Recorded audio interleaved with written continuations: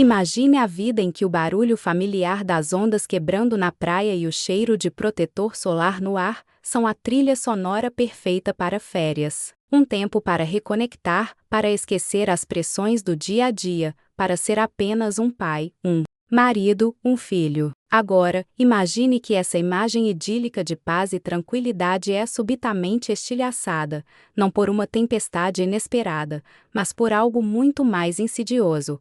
A podridão que se esconde sob a superfície polida de um paraíso turístico. Quantas vezes já fomos atraídos por esses locais, buscando refúgio e encontrando, em vez disso, um reflexo distorcido dos problemas que pensávamos ter deixado para trás? Essa dicotomia entre a expectativa de descanso e a realidade de um conflito latente é o que nos convida a mergulhar na história de Hutch Manson. Hutch é um homem que, após anos dedicados a um passado que ele buscou enterrar, finalmente encontrou um momento de aparente calmaria. Ele é um pai, um marido, um homem que escolheu um caminho de discrição, ansioso por desfrutar de férias familiares em Plumerville, um nome que evoca a própria essência de um refúgio bucólico. A promessa era simples: paisagens cênicas. Talvez um sorvete na orla, risadas de correndo pela areia. No entanto, o destino, como muitas vezes acontece, tinha outros planos que envolviam a súbita e violenta interrupção dessa tão almejada paz. Plumerville, com sua fachada ensolarada e seus encantos de cidade pequena, guarda segredos obscuros, e Hutch, sem querer, está prestes a se tornar o catalisador para que esses segredos venham à tona. A sua presença, a sua própria existência.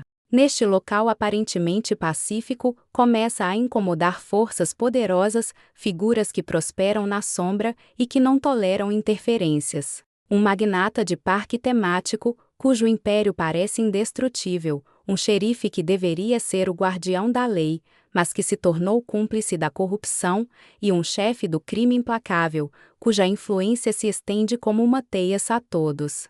Esses elementos convergem, vendo em Hutch não um turista em busca de descanso, mas uma ameaça iminente ao seu status quo. Este não é um conto sobre um herói invencível que busca a glória, mas sim sobre um homem comum, forçado a confrontar o seu passado e a desenterrar habilidades que ele esperava nunca mais precisar. É a história de como a busca pela paz pode, ironicamente, nos lançar no centro de uma guerra inesperada, onde a inocência de uma família se torna o prêmio e a corrupção de uma cidade se revela como o inimigo mais formidável. A pergunta que paira no ar é: o que acontece quando um homem que dedicou a vida a uma profissão tenta, desesperadamente, se afastar dela, apenas para descobrir que o mal é um parasita que se agarra tenazmente à alma? A jornada de Hutch em Plumerville não é apenas uma luta pela sobrevivência da sua família, mas uma exploração do que significa proteger aqueles que amamos quando o mundo ao nosso redor desmorona,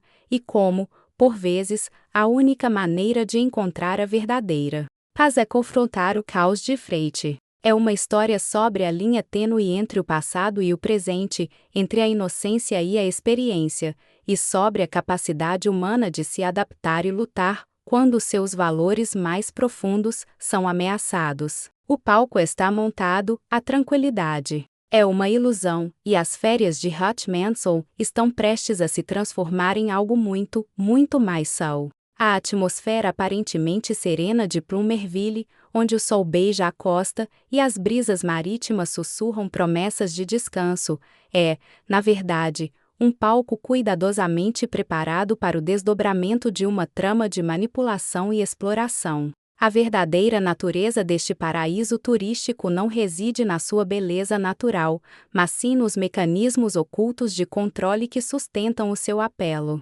Pense nisso como um grande parque de diversões, onde cada atração foi projetada para criar uma ilusão de liberdade e alegria, enquanto, nos bastidores, operadores experientes garantem que a experiência do visitante permaneça dentro de limites predeterminados. Da mesma forma, Plumerville opera sob a égide de um sistema onde a prosperidade econômica, personificada pelo magnata dos parques temáticos, é intrinsecamente ligada à supressão de qualquer elemento que possa perturbar o fluxo de turistas e, consequentemente, de capital. A sua ascensão ao poder não foi por acaso. Ela se consolidou através de uma rede de favores, intimidações e a exploração astuta das vulnerabilidades locais, transformando a cidade em seu feudo particular. A complacência do xerife, por exemplo, não é mera indolência, mas sim o resultado de um pacto tácito, um acordo onde a aplicação seletiva da lei garante a sua própria perpetuação e a do seu patrono, o magnata. Essa simbiose perversa entre o poder econômico e a autoridade policial cria um ambiente onde a justiça é um conceito maleável, moldado pelos interesses daqueles que detêm as rédeas do poder. A presença de Hutch, um indivíduo com um passado que o equipou com uma percepção aguçada e habilidades de observação incomuns, começa a desestabilizar essa fachada cuidadosamente construída. Sua capacidade de ver além das aparências, de perceber as rachaduras na dura de Plumerville, o torna um ponto de atrito. Ele não é um agente de mudança intencional, mas sua própria natureza o coloca em rota de colisão com o sistema. É como se um observador externo, com um olhar crítico e desapaixonado, fosse inserido em um ecossistema delicadamente desequilibrado. Sua mera presença força uma reavaliação, uma reação defensiva por parte dos elementos dominantes. Essa dinâmica é crucial para entender por que Hutch, um homem que buscava o anonimato, se torna o foco de tanta atenção indesejada. Ele Representa o imprevisível, o elemento não catalogado que pode desmantelar anos de planejamento meticuloso. A cidade, em sua essência, é uma máquina de produção de entretenimento e lucro, e qualquer peça que não se encaixe no padrão é vista como defeituosa e, portanto, só. A tranquilidade que ele buscava é, na verdade, uma cortina de fumaça, projetada para mascarar uma operação de controle e exploração de larga escala, onde a felicidade superficial dos visitantes é um subproduto e não o objetivo principal.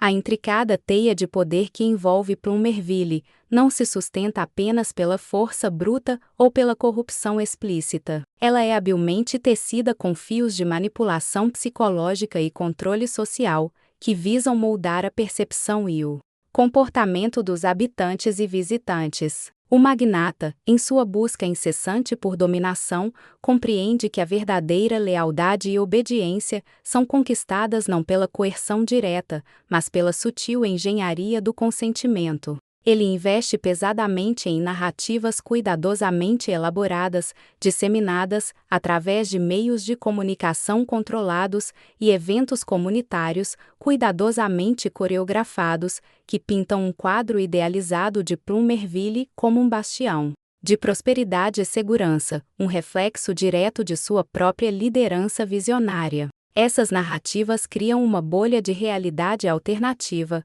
onde a dissidência é vista não como uma opinião legítima, mas como um ato de sabotagem contra o bem-estar coletivo. Por exemplo, qualquer crítica à gestão da cidade ou às suas práticas de negócios é rapidamente rotulada como desinformação ou inveja, deslegitimando o mensageiro e neutralizando a mensagem antes mesmo que ela possa ganhar tração. Essa tática é particularmente eficaz em comunidades turísticas, onde a fragilidade da economia local torna a população mais receptiva a discursos que prometem estabilidade e crescimento, mesmo que esses discursos mascarem práticas predatórias. Para o cidadão comum, que depende do fluxo turístico para seu sustento, questionar a fonte dessa prosperidade seria o mesmo que cortar o galho em que está sentado. Essa interdependência econômica, explorada com maestria, garante uma conformidade passiva, um silêncio cúmplice que fortalece ainda mais o domínio do magnata.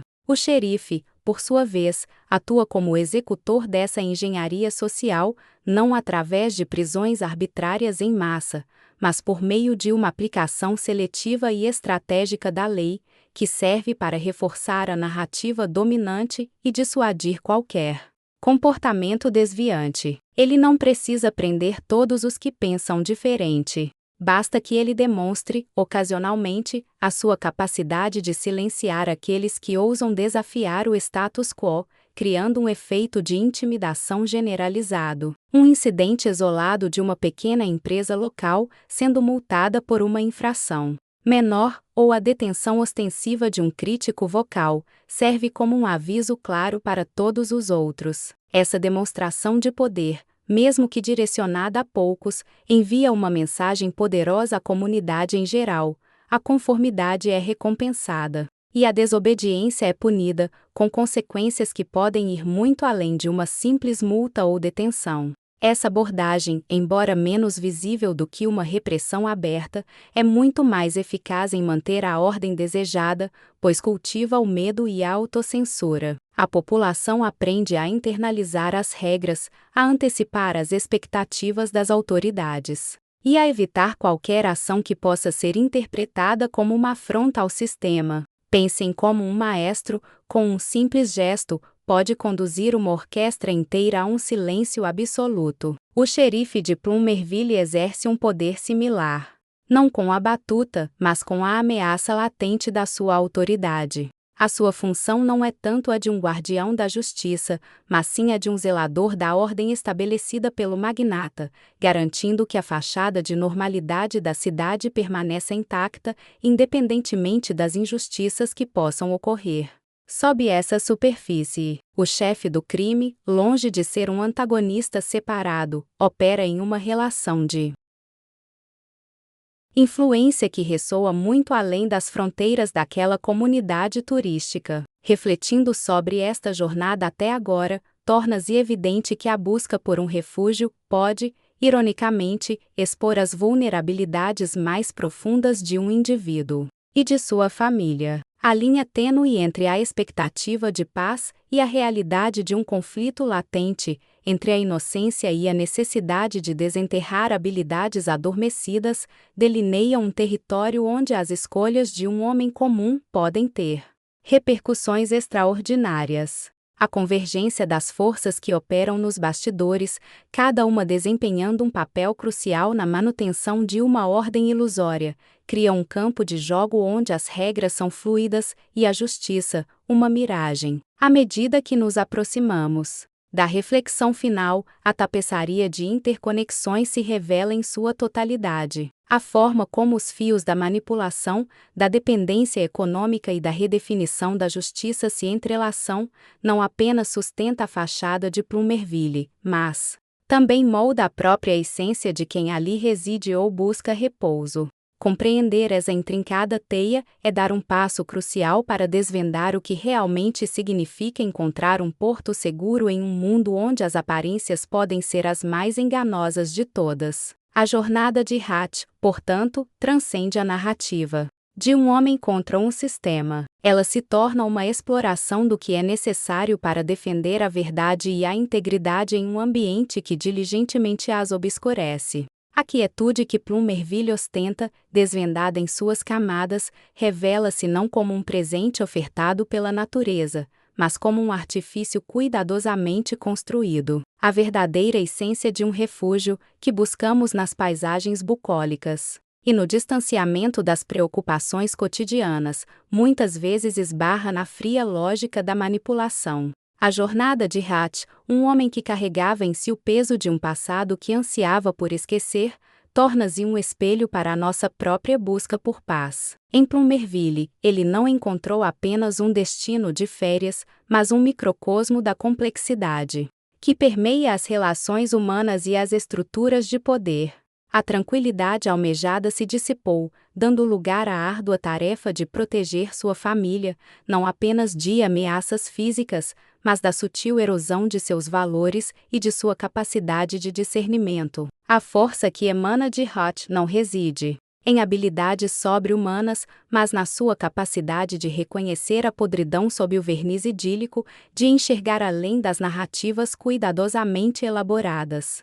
Sua experiência prévia, forjada em um mundo onde a percepção é uma, permitiu-lhe decifrar os códigos de Plumerville, desde a cumplicidade velada entre autoridade e crime até a engenharia social, que molda a conformidade. A descoberta de que a própria busca pela paz pode nos lançar no centro de um conflito, onde a inocência de nossos entes queridos se torna o prêmio, é um chamado à vigilância. Em Plumerville, a lição é clara. A verdadeira segurança não se encontra na fuga dos problemas, mas na coragem de confrontá-los, na determinação de defender aquilo que é genuíno em um mundo que tantas vezes glorifica a ilusão. A jornada de Hatch nos lembra que, em qualquer lugar que escolhemos para repousar, a vigilância do coração e da mente é um dever inalienável. A paz que buscamos, em última instância, reside na integridade com que enfrentamos as verdades, por mais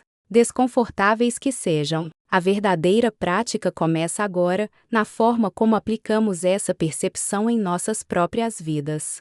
Plumerville se aprofunda em um nível mais sutil, moldando não apenas o comportamento, mas também os valores e a própria percepção de sucesso e pertencimento. Agora, considere como essa dinâmica se aplica quando você, como pai em férias, percebe que seu filho está sendo sutilmente influenciado por essa cultura de conformidade, aprendendo a valorizar a aprovação externa acima da sua própria convicção. Essa é a batalha silenciosa que Hatch precisa travar, não apenas contra os poderes estabelecidos, mas também dentro do tecido social que ele esperava que fosse um refúgio. A pressão para se encaixar, para não se destacar negativamente, começa a moldar as interações e os valores das. Em vez de incentivar a curiosidade genuína e a expressão individual, o ambiente de Plumerville sutilmente orienta-as para a repetição de slogans, a adesão a regras aparentemente arbitrárias. e a demonstração de entusiasmo pelas atrações e atividades oficiais. O que acontece quando a brincadeira se torna uma performance de lealdade? Pensem como um jogo de tabuleiro, com suas regras claras e objetivos definidos, pode ser divertido. Em Plumerville, a vida cotidiana, especialmente para as, assume essa forma. Se uma criança expressa uma opinião divergente durante uma atividade em grupo ou questiona a lógica de uma regra imposta, ela pode ser recebida com olhares de desaprovação dos adultos ao redor, ou até mesmo ser sutilmente excluída da próxima atividade.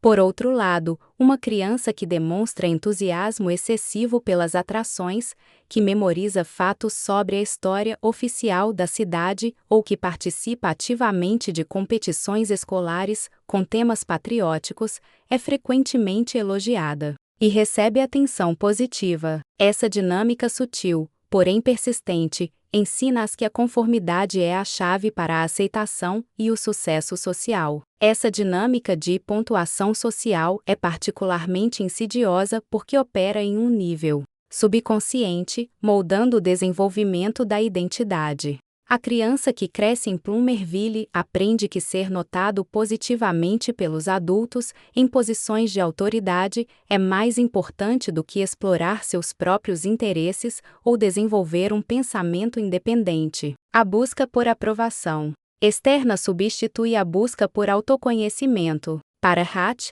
isso se manifesta como uma preocupação crescente com a forma como seus filhos estão sendo moldados por esse ambiente. Ele pode observar seu filho, por exemplo, hesitando em expressar uma opinião genuína sobre uma atração do parque, preferindo repetir o que ouviu os guias dizerem, ou se sentindo desconfortável por não demonstrar o nível de excitação esperado pelos funcionários.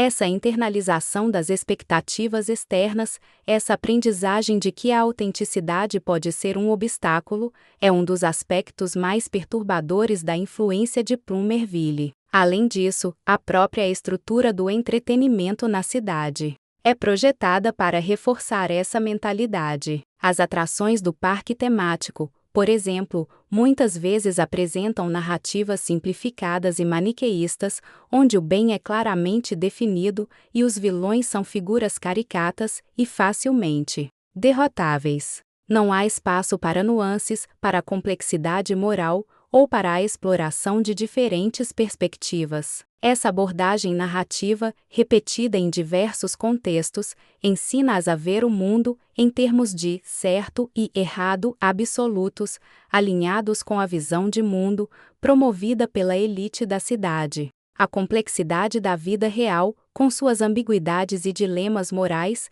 é omitida em favor de uma narrativa unidimensional que facilita o controle. A pressão para a conformidade não se limita às atividades de lazer. Ela se estende ao ambiente educacional. Nas escolas locais, o currículo é cuidadosamente selecionado para reforçar a ideologia dominante. A história da cidade é apresentada sob uma luz glorificada, enfatizando os feitos dos fundadores e os benefícios trazidos pela gestão atual, enquanto ignora ou minimiza quaisquer períodos de dificuldade, exploração ou resistência. A educação cívica foca na importância da lealdade à autoridade e na gratidão pelas oportunidades oferecidas, em vez de cultivar um senso crítico de cidadania e responsabilidade social. O resultado é uma geração que pode ser altamente competente em seguir instruções e em desempenhar papéis pré-definidos, mas que carece da capacidade de questionar o status quo ou de imaginar alternativas. Hatch, com sua experiência em um mundo onde a percepção e a manipulação eram ferramentas diárias, reconhece esses padrões com uma clareza alta. Ele vê como a inocência de seus filhos está sendo gradualmente corroída, substituída por uma necessidade de agradar e uma aversão ao risco de desaprovação. A sua missão de proteger a família agora assume uma dimensão mais profunda.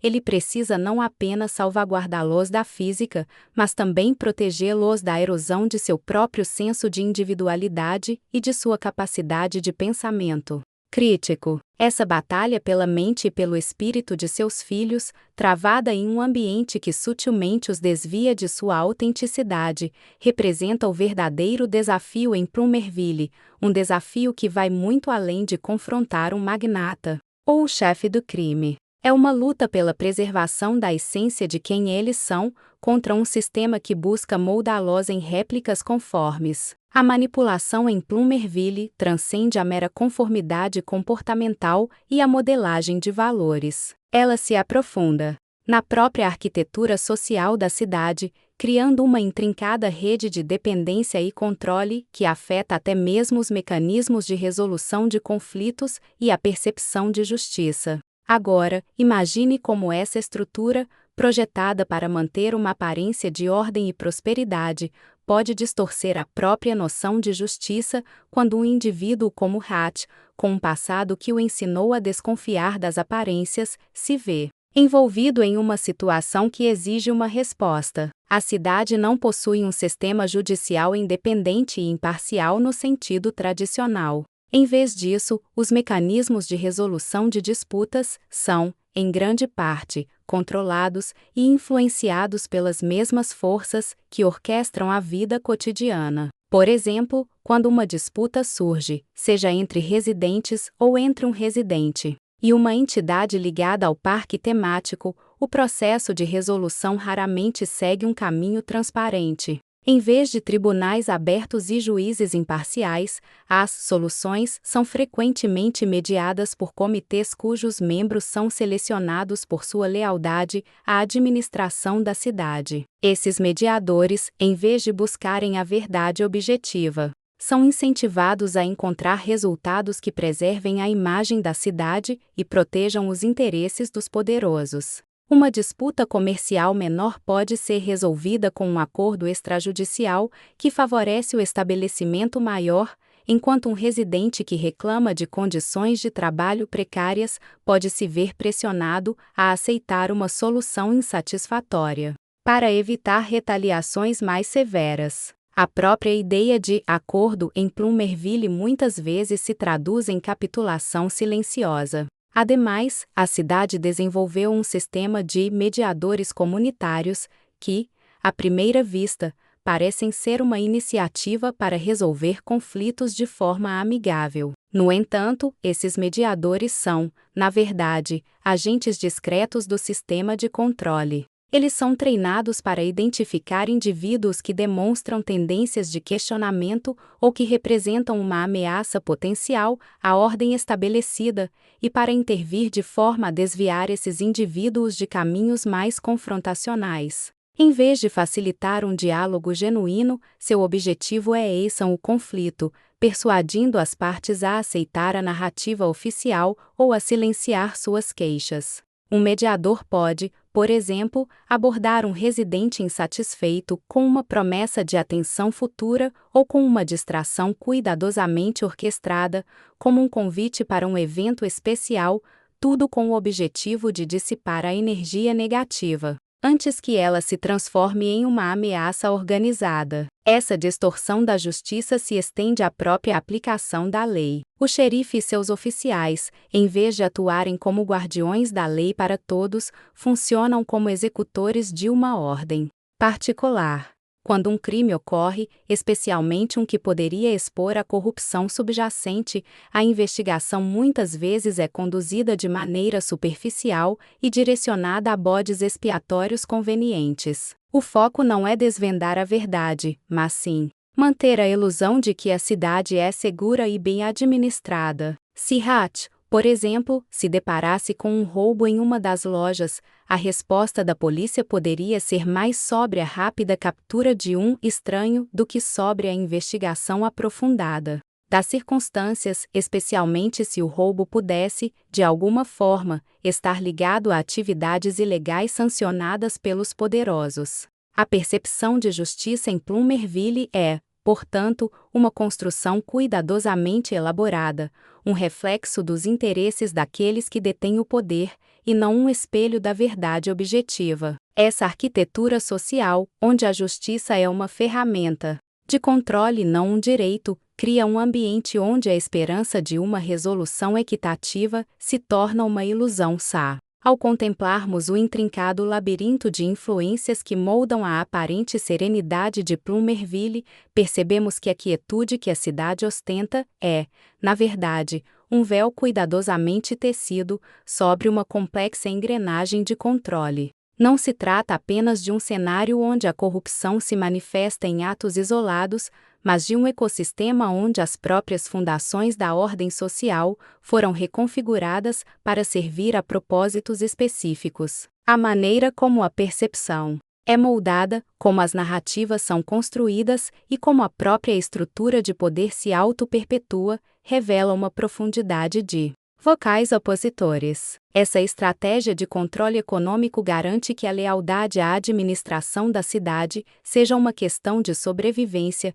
transformando a busca por um emprego em um ato de submissão voluntária. A cidade, em sua totalidade, opera como um organismo onde o coração é o parque temático e todos os demais órgãos dependem de seu funcionamento ininterrupto, mesmo que esse funcionamento se baseie em princípios exploratórios. A dinâmica de poder em Plumerville, longe de ser estática, opera através de um intrincado sistema de recompensas e punições que moldam o comportamento individual e coletivo, criando um ciclo vicioso de dependência e conformidade.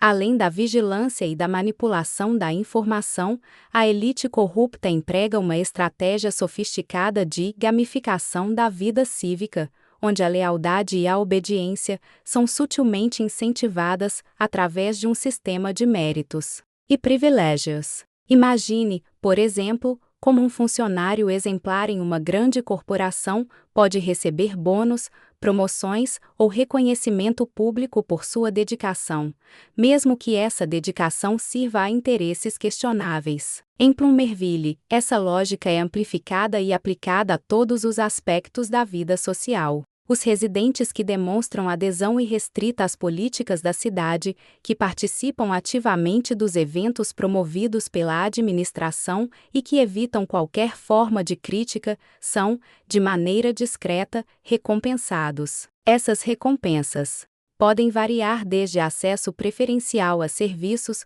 como filas mais curtas em atrações turísticas ou prioridade em vagas de estacionamento, até benefícios mais tangíveis, como descontos em estabelecimentos comerciais parceiros ou convites para eventos exclusivos. Essa meritocracia distorcida cria uma competição velada entre os cidadãos para provar sua lealdade, incentivando a vigilância mútua e a denúncia de qualquer comportamento que possa ser interpretado como desvio. Ademais, a própria natureza desses privilégios, embora aparentemente pequenos, exerce um poder psicológico considerável, reforçando a ideia de que a conformidade é o caminho mais vantajoso para a prosperidade pessoal. Por outro lado, aqueles que demonstram qualquer sinal de insatisfação ou que questionam as práticas estabelecidas enfrentam não apenas a ausência dessas recompensas, mas também a imposição de pequenas, porém significativas, penalidades. Essas punições podem manifestar-se como um aumento na burocracia para obter licenças ou permissões, a imposição de multas por infrações menores e facilmente ignoradas em outras circunstâncias, ou simplesmente a exclusão de eventos sociais e comunitários importantes. Essa gradação de tratamento, que opera mais no campo do incômodo e da marginalização do que da repressão explícita, serve para isolar os dissidentes e desencorajar a formação de redes de apoio. O indivíduo que se encontra nessa situação começa a perceber que sua vida se torna progressivamente mais difícil, criando um forte incentivo para que ele se reajuste e retorne à linha de conformidade. Essa estratégia de recompensa e punição é particularmente eficaz porque explora a psicologia humana de maneiras sutis. As recompensas, por serem intermitentes e não garantidas, criam um ciclo de expectativa e ansiedade semelhante ao de um viciado em jogos de azar, mantendo os indivíduos engajados na busca pela aprovação. As punições, ao serem graduais, e cumulativas, criam um sentimento de impotência e desespero, levando à resignação. Essa engenharia comportamental, aplicada em larga escala, garante que a maioria da população permaneça focada em manter seu status quo, desviando a atenção de questões mais profundas de justiça e equidade. Para o cidadão comum, que busca apenas uma vida tranquila e produtiva, o sistema de Plumerville oferece um caminho aparentemente seguro e recompensador, mas que, na verdade, o aprisiona em um ciclo de servidão voluntária. Agora, considere como essa dinâmica se aplica quando você, como pai em férias, percebe que seu filho está sendo sutilmente influenciado por essa cultura de conformidade,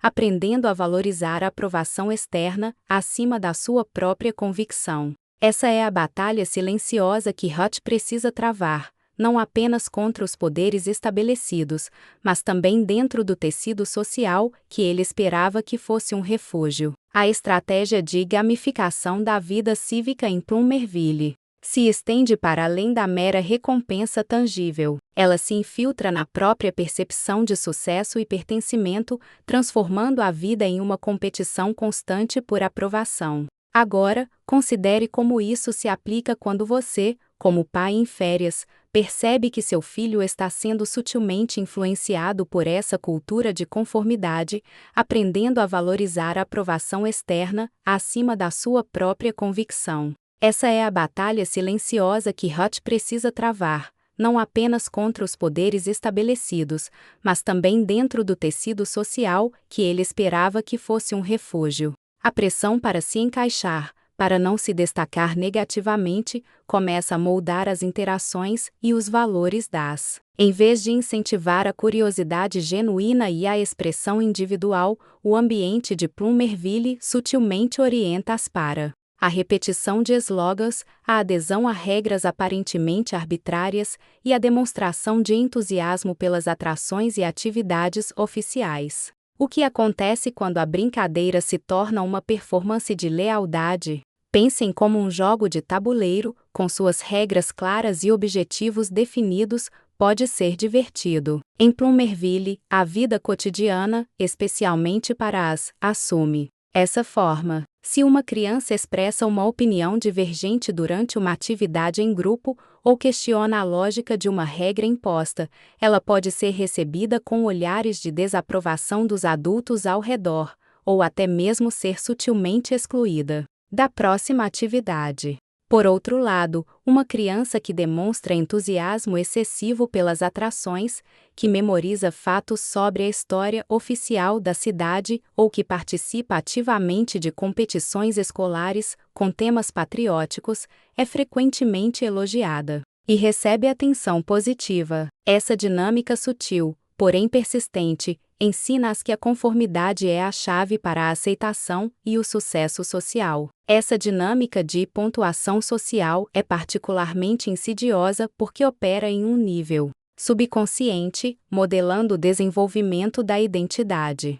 A criança que cresce em Plumerville aprende que ser notado positivamente pelos adultos em posições de autoridade é mais importante do que explorar seus próprios interesses ou desenvolver um pensamento independente. A busca por aprovação externa substitui a busca por autoconhecimento. Para Hutch, isso se manifesta como uma preocupação crescente com a forma como seus filhos estão sendo moldados por esse ambiente. Ele pode observar seu filho, por exemplo, hesitando em expressar uma opinião genuína sobre uma atração do parque, preferindo repetir o que ouviu os guias dizerem, ou se sentindo desconfortável por não demonstrar o nível de excitação esperado pelos funcionários. Essa internalização das expectativas externas, essa aprendizagem de que a autenticidade pode ser um obstáculo, é um dos aspectos mais perturbadores da influência de Plumerville. Além disso, a própria estrutura do entretenimento na cidade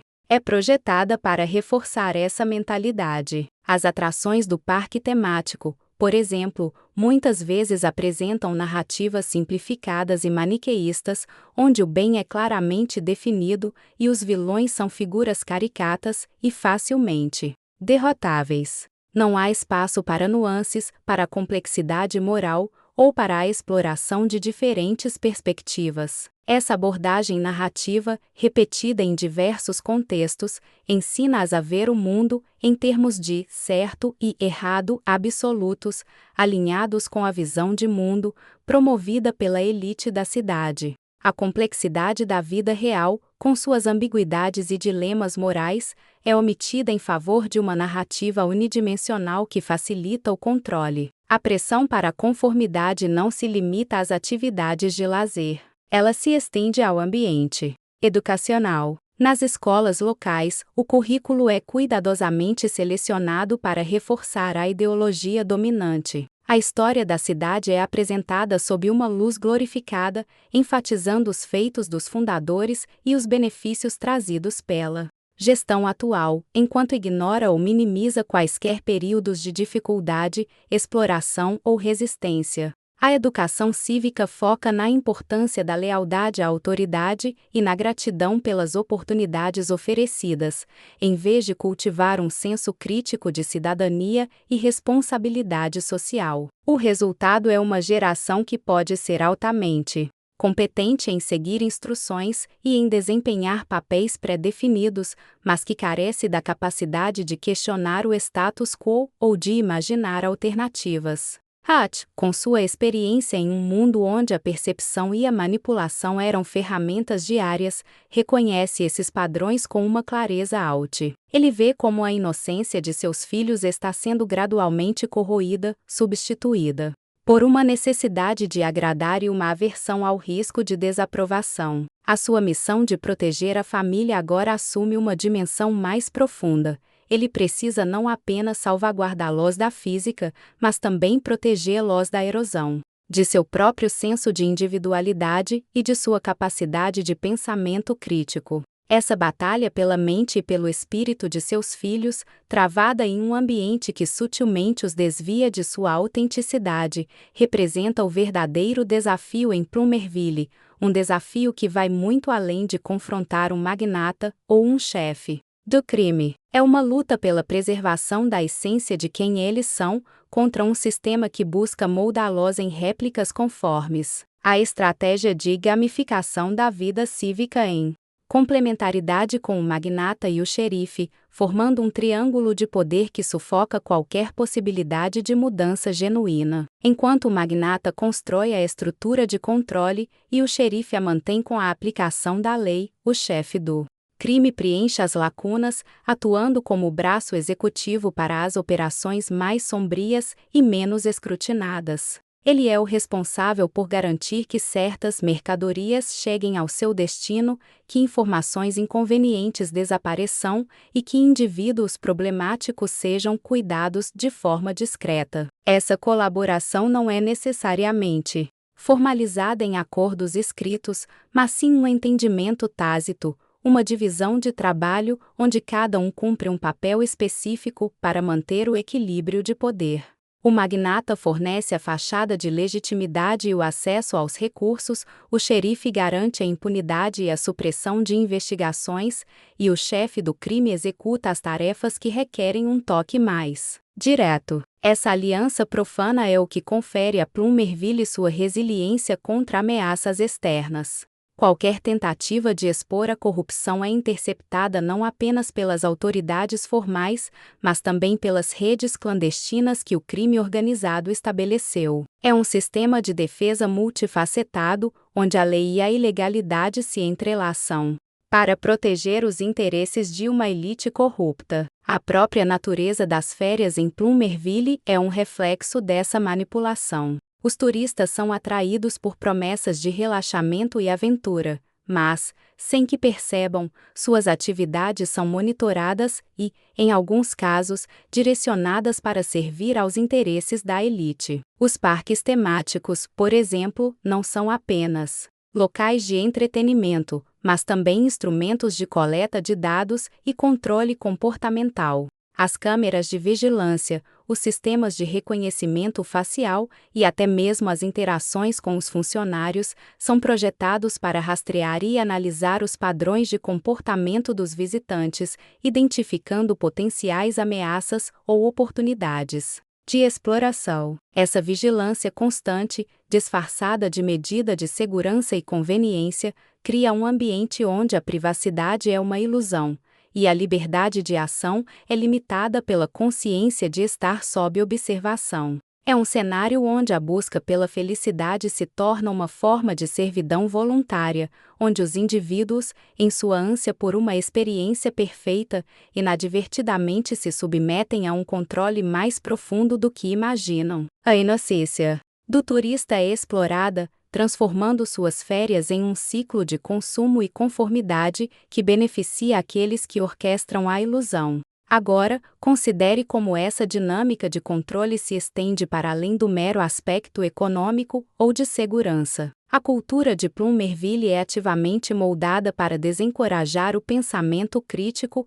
e promover uma mentalidade de gratidão e dependência. Eventos comunitários, como festivais e celebrações, são projetados para reforçar laços sociais artificiais e criar um senso de pertencimento, que é, na verdade, uma forma de lealdade forçada. Os residentes são incentivados a ver o magnata e seus associados não como exploradores, mas como benfeitores, como os pilares que sustentam a prosperidade da cidade. Qualquer indivíduo que tente incutir um senso de individualidade ou questionar a sabedoria convencional é rapidamente marginalizado, rotulado como um desajustado ou um rebelde inútil, cujas ideias são vistas como destrutivas para a harmonia social. Essa pressão social, combinada com a vigilância constante e a aplicação seletiva da lei, cria um ambiente onde a conformidade não é apenas desejável, mas essencial para a sobrevivência social e econômica. A cidade se torna um organismo onde cada célula, cada indivíduo, é programado para funcionar de maneira previsível, garantindo a saúde e a longevidade do sistema como um todo, mesmo que essa saúde seja superficial e sustentada por um controle implacável. A própria arquitetura de Plumerville, com sua aparente harmonia visual, é uma ferramenta de controle sutil, projetada para reforçar a narrativa de prosperidade e ordem. As edificações modernas e imaculadas, os espaços verdes meticulosamente cuidados e a ausência de qualquer sinal de decadência urbana não são meros acidentes geográficos, mas sim o resultado de um planejamento urbano deliberado, executado com a finalidade de criar uma atmosfera de perfeição inatingível. Essa estética polida serve para mascarar a precariedade subjacente, dissuadindo os residentes e visitantes de questionar a realidade por trás da fachada. É como se a cidade fosse um cenário de teatro, onde cada elemento foi posicionado para criar uma ilusão convincente e qualquer sinal de desordem, mesmo que mínimo, como um grafite numa parede ou um edifício em ruínas, seria um rasgo nessa ilusão, convidando a reflexão sobre o que está sendo escondido. Essa uniformidade arquitetônica, ao eliminar as heterogeneidades que normalmente sinalizam a complexidade social e histórica de um lugar,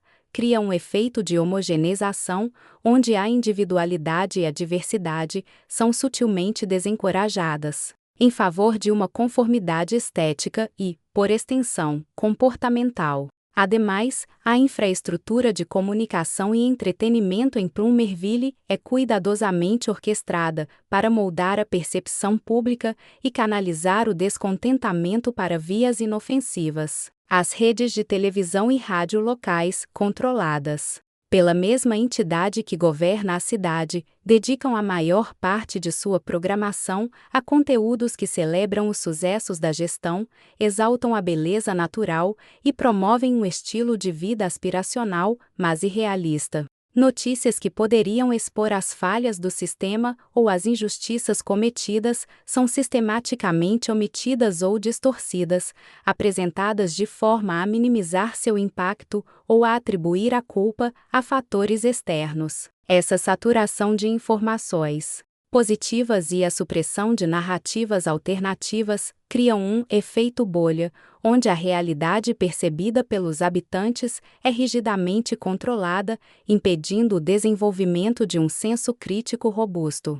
Pense nisso como um algoritmo de recomendação em redes sociais, mas aplicado à vida real de uma cidade inteira. Ele seleciona e prioriza o conteúdo que reforça a visão desejada, isolando os indivíduos de informações que poderiam desafiar essa visão. A pressão para se conformar se estende até mesmo às interações sociais mais triviais. Em Plumerville, existe uma norma tácita de otimismo forçado, onde expressar insatisfação ou criticar abertamente o sistema é visto como um ato de egoísmo ou ingratidão. Os residentes aprendem, desde cedo, a mascarar suas verdadeiras emoções, a apresentar uma fachada de contentamento, mesmo quando enfrentam dificuldades.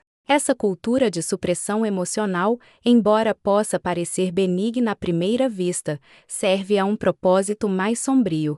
Ela impede a formação de grupos de resistência ou de movimentos de oposição, pois a comunicação aberta sobre problemas comuns se torna um risco social. Se alguém se queixa de um problema, outros tendem a evitar o assunto, temendo serem associados a essa negatividade e, consequentemente, sofrerem repercussões. Essa desarticulação social é uma das ferramentas mais eficazes de controle, pois um povo dividido e temeroso é incapaz de se unir contra um inimigo comum.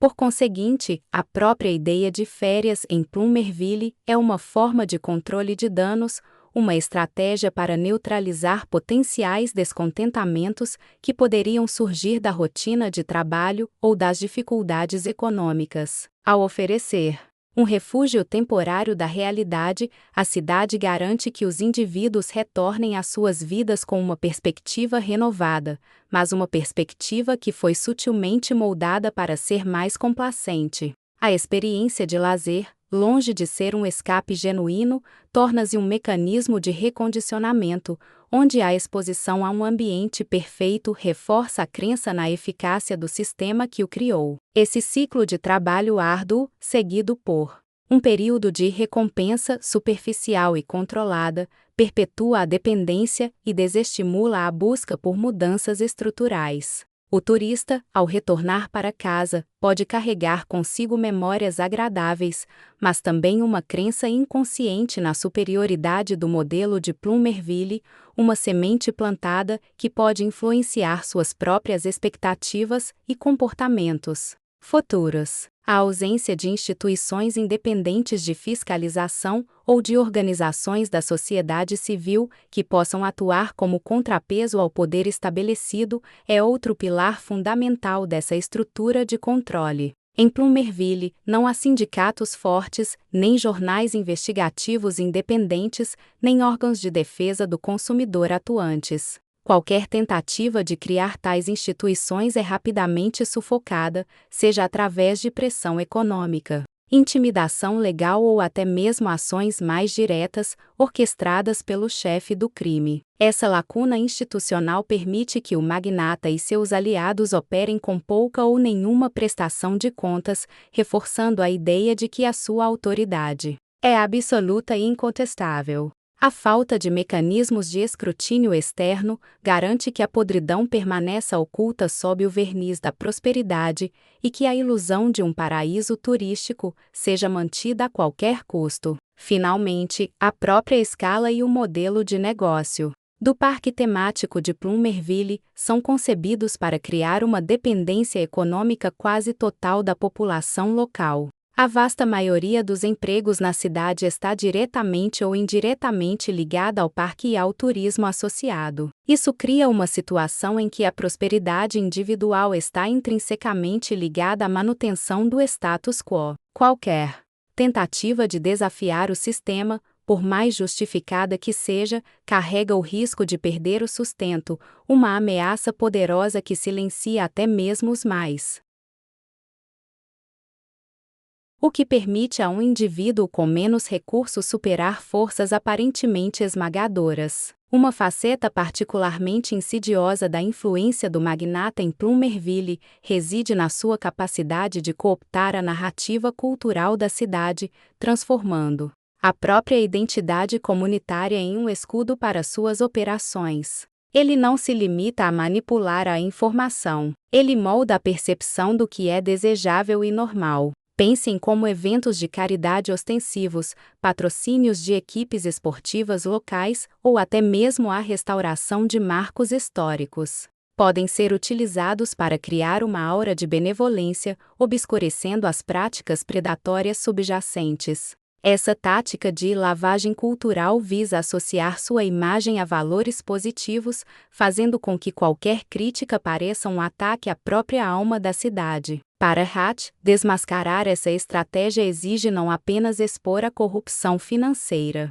mas também revelar a manipulação emocional e social que a sustenta, mostrando aos cidadãos como sua própria identidade está sendo pervertida.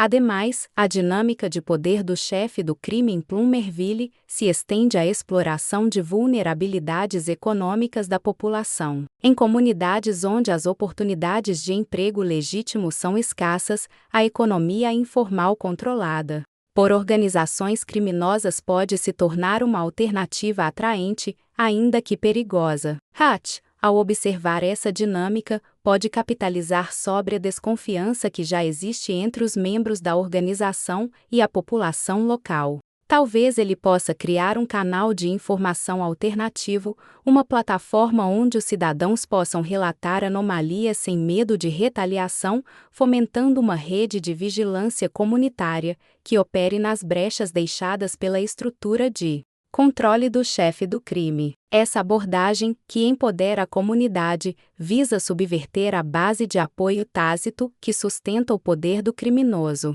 Outrosim, a cumplicidade do xerife em Plumerville não se limita à omissão. Ela se manifesta na ativa criação de um apartheid legal, onde a lei é aplicada de forma seletiva e arbitrária. Determinado tipo de infração, cometida por aqueles que estão fora do círculo de influência do magnata, é severamente punida, enquanto crimes mais graves, perpetrados pelos protegidos do sistema, são convenientemente ignorados ou minimizados. Hatch, ao perceber essa distorção, pode empregar uma tática de documentação discreta, reunindo evidências de violações de procedimentos, de favorecimentos indevidos e de negligência intencional por parte do xerife. Essa estratégia visa construir um caso robusto, uma prova irrefutável da corrupção institucional, que possa ser utilizado para expor o xerife e, por extensão, desestabilizar a aliança que ele sustenta.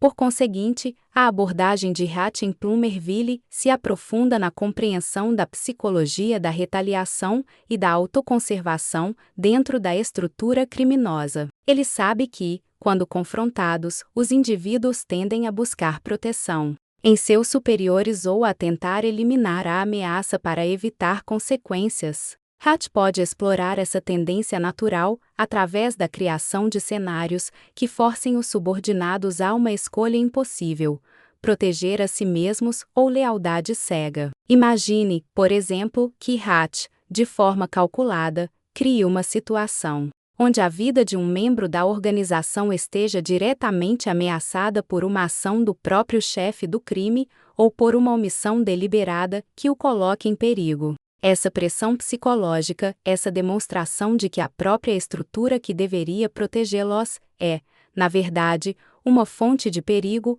pode ser suficiente para quebrar a lealdade e criar oportunidades para a infiltração ou a desestabilização. Um aspecto frequentemente subestimado da estratégia de Hatch reside na sua capacidade de capitalizar sobre a própria percepção de impunidade que a estrutura corrupta de Plumerville incutiu nos seus membros. Essa autoconfiança excessiva, alimentada por anos de sucesso em contornar a lei, pode cegar os adversários para a natureza adaptativa e imprevisível de Hatch. Ele observa atentamente os padrões de comportamento, os pontos cegos que surgem da rotina e da arrogância. Ao invés de um ataque frontal, ele pode, por exemplo, orquestrar uma série de incidentes de baixa intensidade, aparentemente não relacionados, que, em conjunto, criam uma sensação de vulnerabilidade crescente. Imagine que um veículo de entrega pertencente ao magnata sofre um acidente menor que atrasa uma remessa crucial,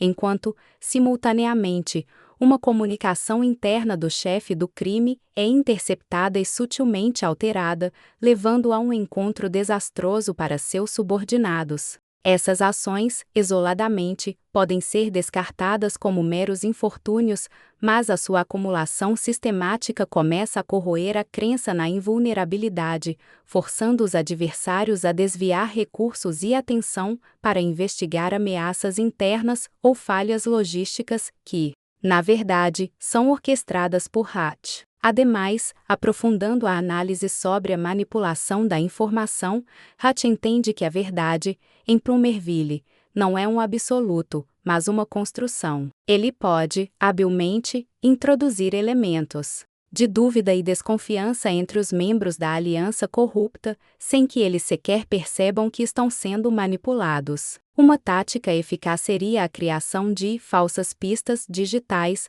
metadados cuidadosamente alterados em comunicações, ou até mesmo a disseminação de rumores cuidadosamente elaborados que sugiram traição ou deslealdade dentro do próprio círculo de poder.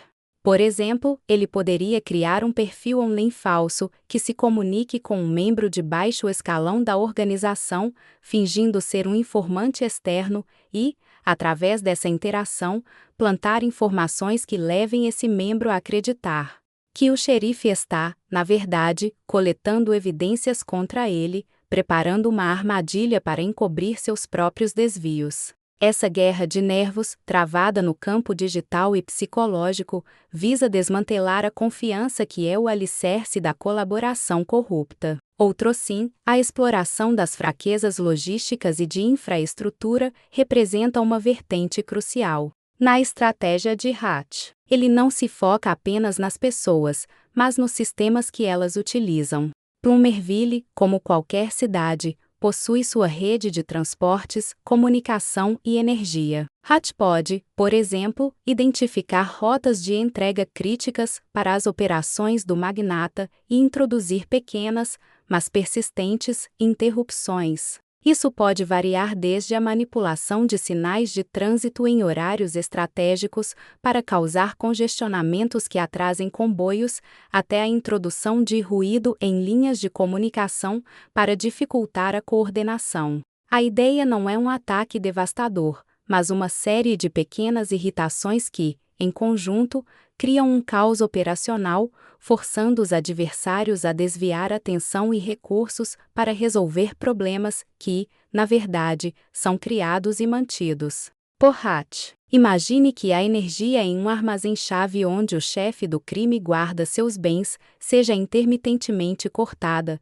não o suficiente para causar um alarme geral, mas o bastante para comprometer sistemas de segurança e dificultar o acesso, gerando frustração e desconfiança. Nesse ínterim, a habilidade de Hatch em se adaptar ao terreno de Plumerville se manifesta na utilização estratégica de elementos locais, muitas vezes negligenciados pelos seus adversários. Ele pode, por exemplo, observar a rotina de trabalhadores de serviços públicos, como entregadores ou técnicos de manutenção, e se valer dessa presença aparentemente inocente para obter acesso a locais ou informações cruciais. Um entregador pode ser sutilmente abordado com um pedido de ajuda para encontrar um endereço, momento em que Hatch pode observar os protocolos de segurança de um prédio, ou até mesmo plantar um dispositivo de escuta discreto. Da mesma forma, a rotina de um técnico de manutenção pode ser explorada para obter acesso temporário a sistemas de comunicação ou vigilância. Essa integração discreta e não ameaçadora no tecido social da cidade permite que Hatch reúna inteligência e execute ações sem levantar suspeitas imediatas, transformando a normalidade aparente em seu maior trunfo tático. Uma camada ainda mais sutil da manipulação em Plumerville reside na exploração das dinâmicas de poder dentro das próprias famílias que compõem a comunidade. O magnata, por exemplo, não se limita a influenciar os líderes comunitários ou as autoridades locais. Ele sutilmente incentiva a desarmonia familiar, exacerbando conflitos latentes entre pais e filhos, ou entre cônjuges, através de conselhos aparentemente bem-intencionados, mas que na verdade semeiam discórdia. Imagine um cenário onde ele, em uma conversa casual com um pai preocupado com o futuro de seu filho, sugere que investir em certas oportunidades de negócios oferecidas por sua rede pode ser o caminho para garantir a prosperidade da família, ignorando convenientemente os riscos inerentes e a pressão implícita para aceitar. Essa tática visa fragmentar a unidade familiar, um dos pilares da resistência comunitária, tornando os indivíduos mais suscetíveis à sua influência e menos propensos a questionar sua autoridade. Ademais, a estratégia de Hutt de desmantelar a rede de corrupção envolve uma profunda compreensão da logística de movimentação de bens e informações que não são estritamente ilegais, mas que servem como fachada para atividades ilícitas. Ele pode, por exemplo, analisar os padrões de transporte de mercadorias legítimas que servem como cobertura para o tráfico de drogas ou de produtos contrabandeados. Perceber essa dinâmica pode empregar uma estratégia de desmontagem seletiva, visando enfraquecer a estrutura por meio de seus pontos mais vulneráveis, em vez de um ataque frontal generalizado. Ele precisa entender quem deve a quem teme quem e onde residem as verdadeiras alavancas de poder. Outra camada crucial a ser explorada é a forma como Hutt precisa gerenciar a informação e a desinformação em seu benefício. Em um ambiente onde a verdade é distorcida e a percepção pública é manipulada, a capacidade de controlar o fluxo de informações torna-se uma arma poderosa. Hutt não pode depender apenas da força bruta. Ele precisa ser capaz de semear dúvidas, expor inconsistências e, quando necessário, criar narrativas que desestabilizem seus oponentes. Imagine, por exemplo, que o magnata utiliza eventos comunitários para reforçar sua imagem pública enquanto esconde suas atividades ilícitas. Hutt poderia, estrategicamente, usar esses mesmos eventos para plantar sementes de desconfiança, talvez através de informações anônimas cuidadosamente divulgadas ou de observações sutis que chamem a atenção para as contradições. Essa guerra de informações é tão vital quanto qualquer confronto físico. Consequentemente, a própria noção de refúgio em Plumerville é uma ilusão cuidadosamente construída. O que parece ser um santuário para famílias esconde uma realidade onde a segurança é precária e a justiça é uma mercadoria. Hutt, ao adentrar esse cenário, não está simplesmente protegendo sua família de uma ameaça externa, mas sim desvendando a podridão que se instalou no coração da comunidade.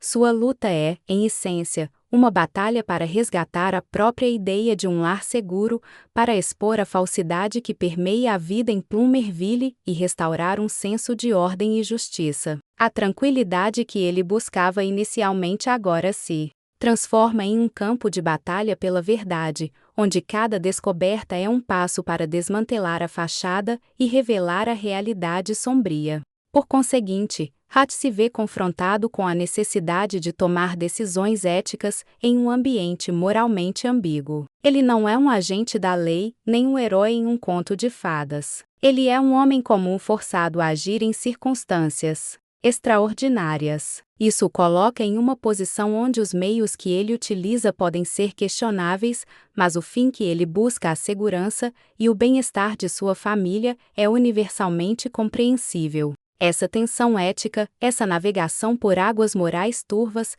adiciona uma profundidade significativa à sua jornada. Ele precisa equilibrar a necessidade de ação com a preservação de sua própria integridade, um desafio que ressoa profundamente com a experiência humana. A verdadeira força de Hutt não reside apenas em sua capacidade de combate, mas em sua astúcia para explorar as fissuras psicológicas de seus adversários. Em vez de simplesmente enfrentar a força bruta, ele se dedica a desestabilizar o inimigo em um nível mais profundo, explorando suas vaidades, inseguranças e ambições.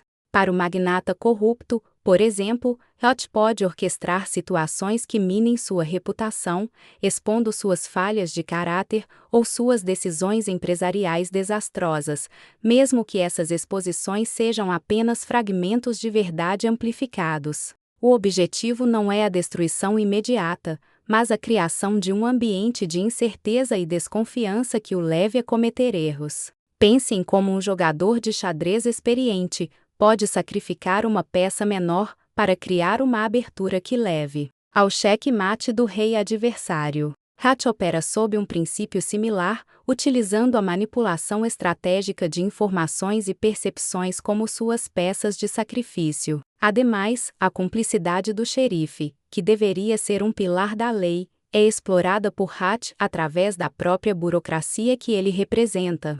Em vez de um confronto direto, Hot pode orquestrar situações onde o xerife é sutilmente exposto em seu descaso com deveres cruciais, talvez através de denúncias anônimas, bem colocadas, ou da criação de cenários onde a inação do xerife tem consequências visíveis e negativas para a própria comunidade que ele jurou proteger. Imagine que um incidente menor ocorre na cidade e a resposta lenta ou inexistente do xerife, diretamente influenciada por suas ordens superiores, para ignorar certas atividades, acaba por agravar a situação, tornando a falha evidente para todos. Essa abordagem não visa a punição direta, mas a erosão da sua credibilidade e a criação de um dilema interno que o force a reavaliar sua posição. Outrosim, a rede de influência do chefe do crime, muitas vezes baseada em lealdade forjada pelo medo e pela recompensa financeira, apresenta suas próprias vulnerabilidades.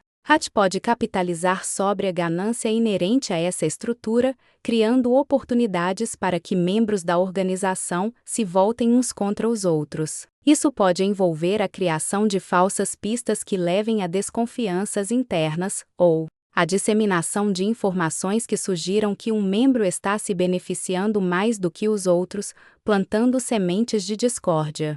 Pense em como, em um jogo de poder complexo, a traição muitas vezes surge da própria ambição desmedida. Hot, ao identificar esses focos de ambição, pode sutilmente atiçar as chamas, transformando a lealdade em suspeita e a colaboração em rivalidade. Consequentemente, a estratégia de Hot em Plumerville transcende a mera força física. Ela se aprofunda na psicologia da persuasão, da desestabilização e da manipulação de percepções. Ele compreende que, para desmantelar uma estrutura de poder corrupta, é necessário atacar não apenas seus braços, mas também sua mente. Ao explorar as fraquezas psicológicas de seus oponentes, ele cria um ambiente onde a autoconfiança dele se esvai, e suas ações se tornam cada vez mais erráticas e previsíveis. Essa abordagem, centrada na inteligência e na astúcia, demonstra que a verdadeira força reside na capacidade de pensar além do óbvio,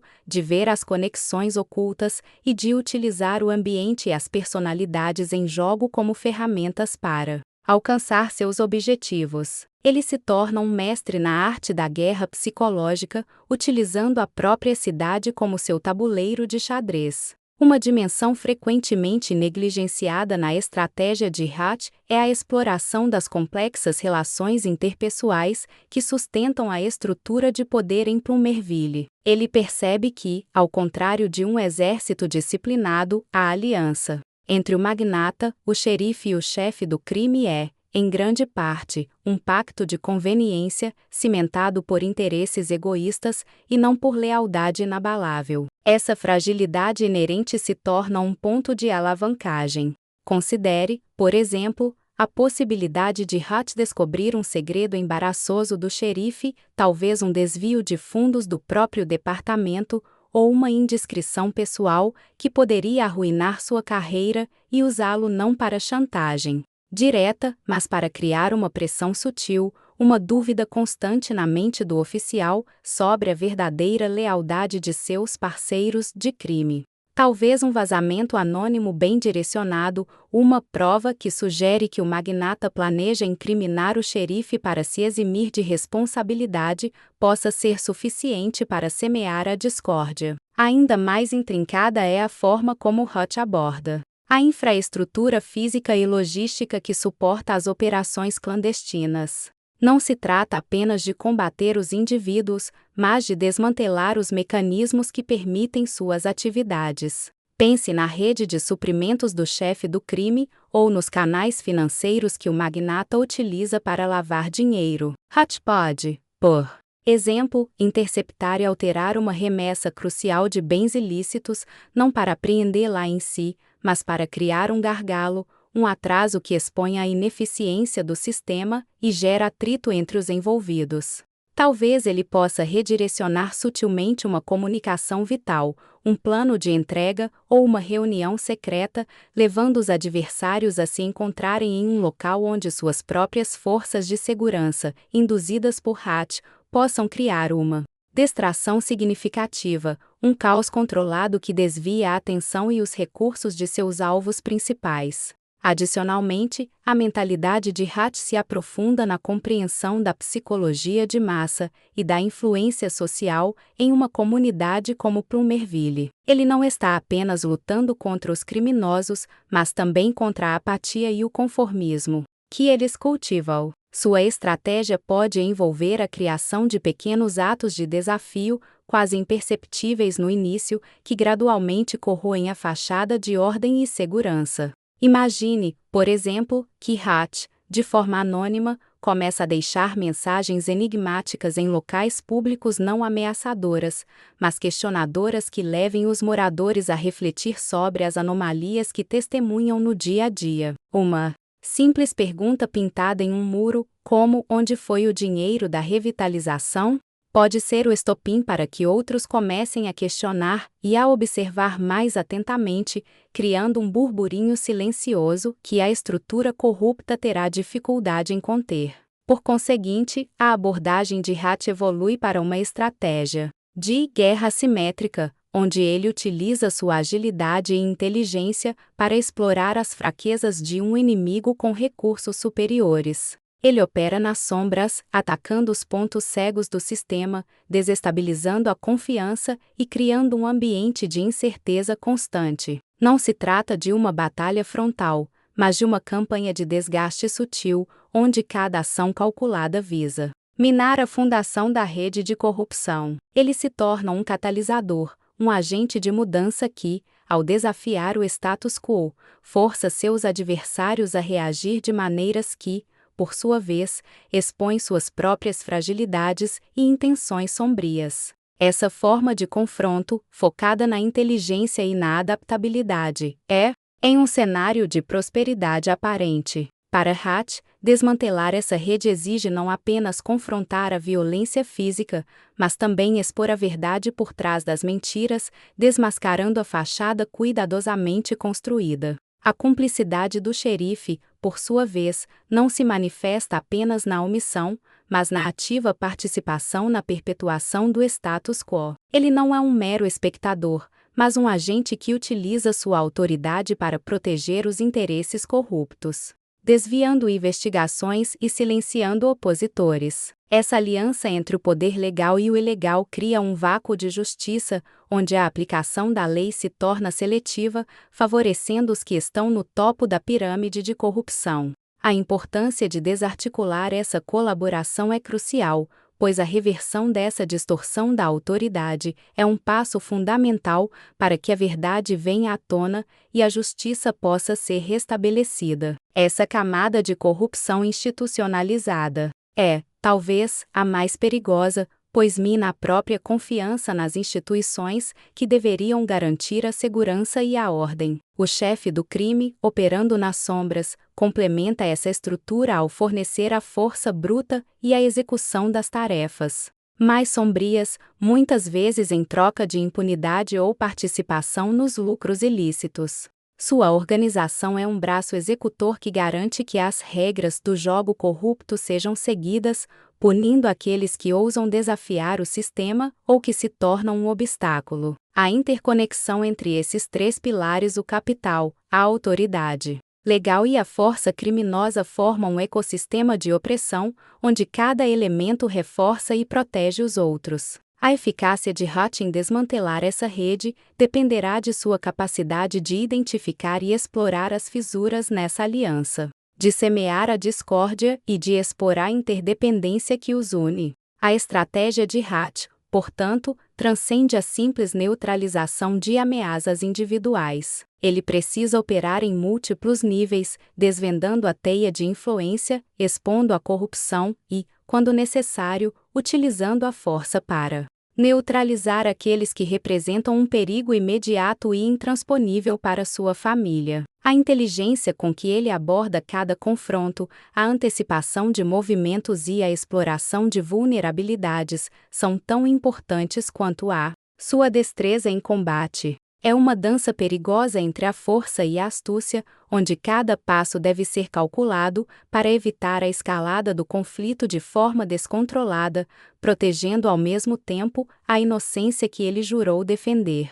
A verdadeira batalha não é apenas física, mas também uma batalha pela verdade e pela justiça em um ambiente onde ambos foram pervertidos. A capacidade de Hutch de se adaptar a essa realidade complexa é, em grande parte, um reflexo de sua experiência passada, não como um retorno a quem ele era, mas como uma adaptação do que ele aprendeu para um novo propósito. Ele não está buscando reviver seu antigo eu, mas sim canalizar o conhecimento e as habilidades adquiridas para um objetivo diferente e mais nobre, a proteção de sua família. Essa distinção é crucial, pois demonstra que a força de um indivíduo reside não apenas em suas capacidades, mas na intenção e no propósito que o impulsionam. Ele se torna um predador que caça para proteger sua ninhada, e essa motivação primária o torna imprevisível e implacável para aqueles que subestimam o instinto paternal.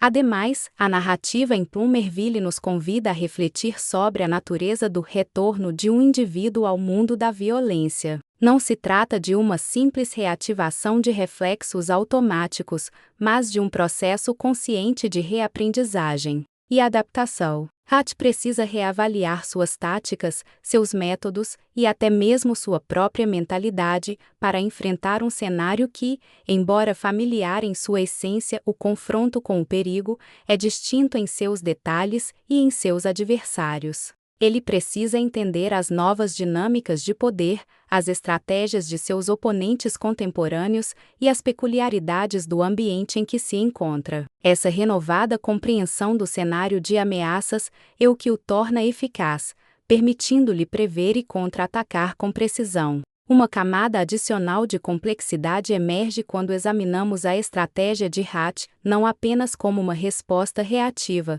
mas como uma demonstração de pensamento adaptativo e criatividade sob pressão. Em vez de depender unicamente das táticas aprendidas em seu passado, ele é forçado a inovar, combinando suas habilidades pré-existentes com uma compreensão aguçada do ambiente atual de Plumerville.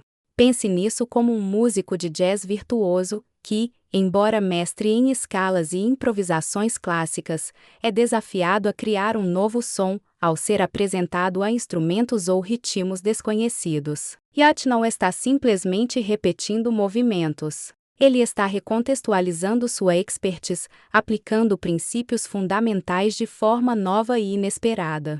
Por exemplo, ao invés de recorrer a métodos de infiltração que poderiam ser previsíveis para seus adversários, ele pode utilizar o próprio verniz de normalidade da cidade, eventos comunitários, o ritmo de vida local, como cobertura, transformando o mundano em uma vantagem tática. Ele aprende a ler a cidade, identificando os fluxos de pessoas, os horários de pico e as rotinas dos seus inimigos para criar oportunidades de ação que ninguém mais veria. Ademais, a influência do magnata corrupto e do chefe do crime opera em um nível que vai além da mera coação física ou econômica. Eles cultivam uma cultura de medo e silêncio, onde a denúncia é vista como um ato de traição e a conformidade é recompensada. Essa manipulação psicológica é sutil, mas poderosa, pois internaliza a opressão, fazendo com que as próprias vítimas se tornem guardiãs involuntárias do sistema.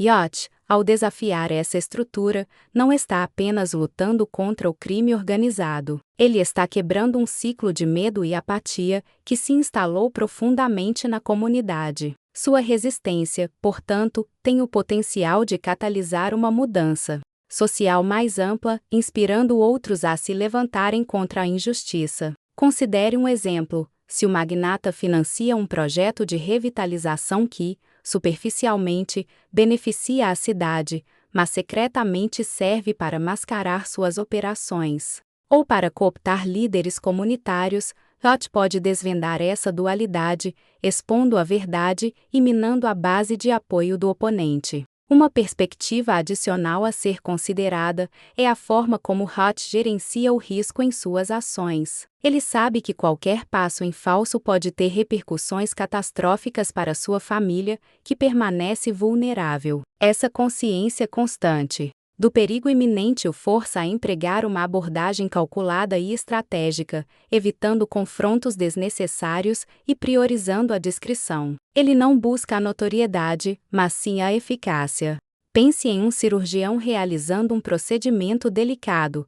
Cada movimento é preciso, cada ferramenta é escolhida com cuidado, e o objetivo é a cura, não há exibição de habilidade. Da mesma forma, Yacht avalia cada ameaça, cada recurso disponível e planeja seus movimentos para maximizar as chances de sucesso com o mínimo de exposição. Sua capacidade de antecipar as reações de seus adversários e de planejar contingências é um testemunho de sua inteligência tática, uma qualidade que o diferencia de um mero executor de violência. Por outro lado, a própria natureza da paz que Yacht almejava agora assume um significado diferente. Não se trata mais de uma ausência de conflito, mas de um estado de segurança ativa, conquistada através da vigilância e da prontidão. Ele compreende que a verdadeira paz não é passiva, mas sim o resultado de um esforço contínuo para proteger os valores que a sustentam. Essa redefinição de seu objetivo impulsiona a ir além da mera defesa,